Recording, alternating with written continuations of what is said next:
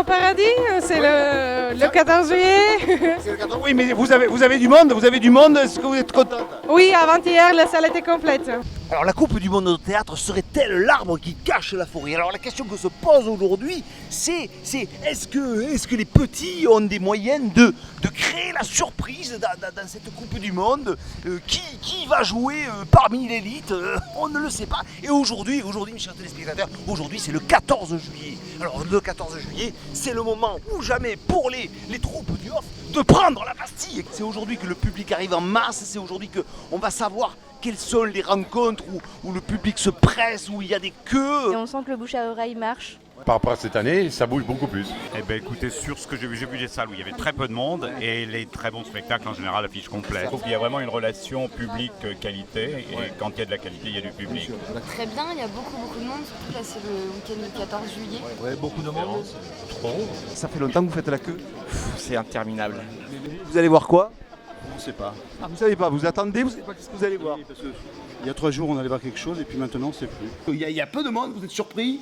Très surpris, oui, très surpris, mais je ne sais pas pourquoi je suis surpris, mais je suis très surpris. Oui, Alors en tout cas, le succès de la Coupe du Monde de théâtre, s'il se confirme, ne doit pas faire oublier qu'aujourd'hui en France, des centaines de festivals ont été annulés, faute de budget. C'est ce qu'a voulu nous rappeler tout à l'heure la manifestation des syndicats d'artistes. Hein. Voilà, 14 juillet avec une chaleur équatoriale encore une fois. Les lieux sont pleins aujourd'hui, le seront-ils demain? C'est la question. Il reste maintenant une dizaine de jours de Coupe du Monde de théâtre et c'est là que tout va se jouer.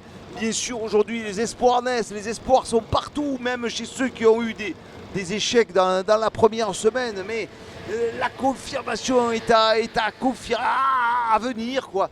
Et c'est ça aussi Avignon. Avignon, c'est l'espoir, c'est les rires, les larmes. Il y a aussi ces vedettes qu'on a vues qui se produisent à Avignon avec l'assentiment de notre Platini local, quoi, bien sûr, qui n'ont, d'après nous, rien à faire dans cette Coupe du Monde. Les vedettes qu'on voit à la télévision, elles viennent un peu couper l'herbe sous le pied de nos jeunes talents encore inconnus qu'on aimerait voir monter enfin dans les divisions supérieures. En tout cas, une chose est certaine, mes chers téléspectateurs, eh bien, si Avignon a encore 10 beaux jours devant lui, Avignon a également plusieurs belles années devant lui, car apparemment personne n'est d'accord pour, à l'instar du football, aller faire le Festival d'Avignon au Qatar. On parle du Festival d'Avignon qui devrait se dérouler au Qatar l'an prochain. Qu'est-ce que vous en pensez?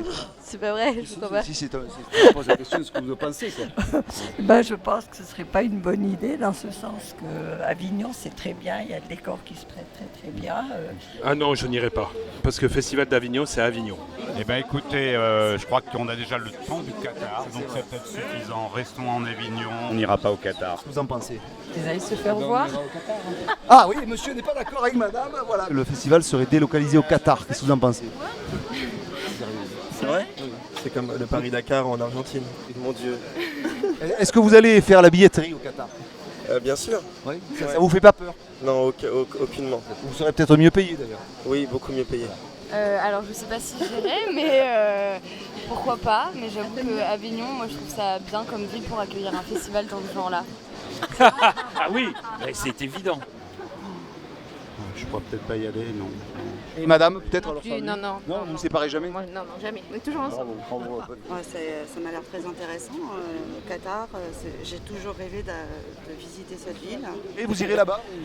Bien sûr. On fera affréter un avion.